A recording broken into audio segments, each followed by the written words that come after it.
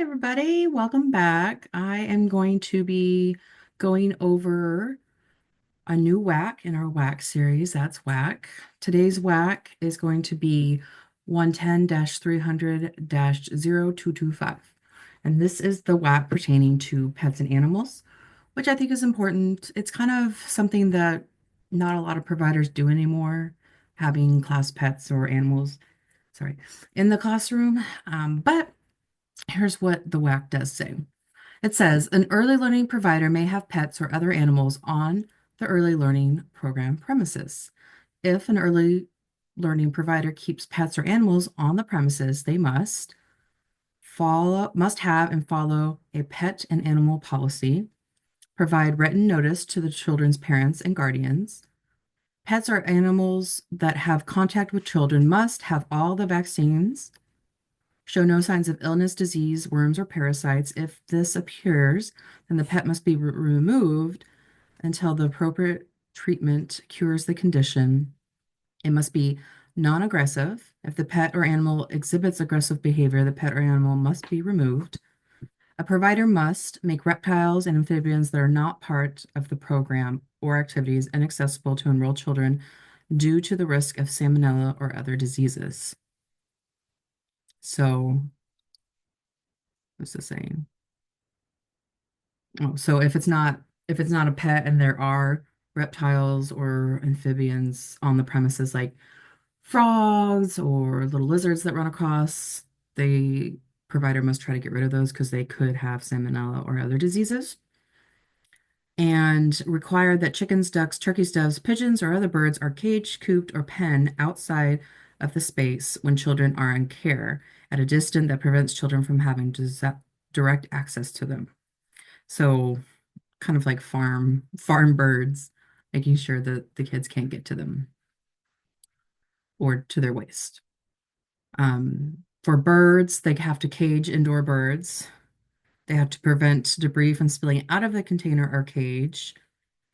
They not allow pets or animals in the kitchen so that there's no contamination, which I feel like that's an obvious, like, duh, but I guess some people.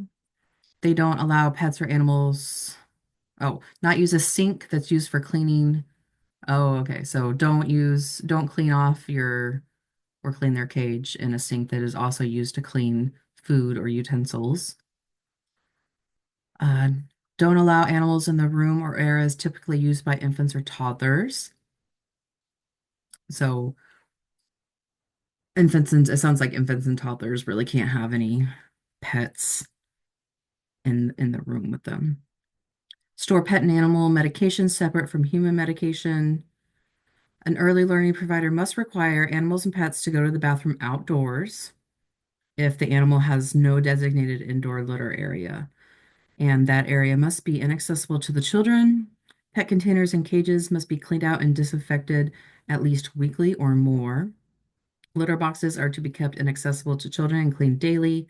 Animal waste and litter to be disposed as soon as possible and the area disinfected. Animal waste to be inaccessible to children. Animal waste to be disposed in a manner that prevents children from coming into contact with it.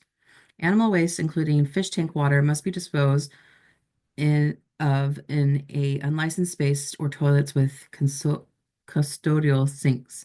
Toilets and sink areas must be washed, rinsed, and disinfected after disposal. And indoor and outdoor space must be cleaned and disinfected when animal or bird waste or vomit is present and must be done as soon as possible and prior to access by children. So it's a little hard sometimes to have a pet, but not impossible. Essentially, you just want to make sure that, a pet's not going to have poo or vomit everywhere on the children. So take care of your pets and put them in a safe environment. If you're cleaning their tanks and stuff, make sure you do it in a sink that's not in the classroom, but like a janitorial sink or a toilet that's, staff toilet, and that you disinfect it afterwards. I know I haven't had a pet in an early learning classroom since I think my first job. I had, when I started off, I was in the toddler room and I had a chinchilla as a pet, and that thing was mean. I think it was mostly mean because the toddlers would bang on it. I don't know why they put freaking chinchilla with toddlers, but it got so stressed out it lost its tail, poor thing. And then when I moved up in that class or at that work site, there were fish. And the fish, oh man, that's way harder to clean than the chinchilla. But anyway, so that is what needs to be done in order for you to have pets in your center. Hope you enjoyed it. Bye.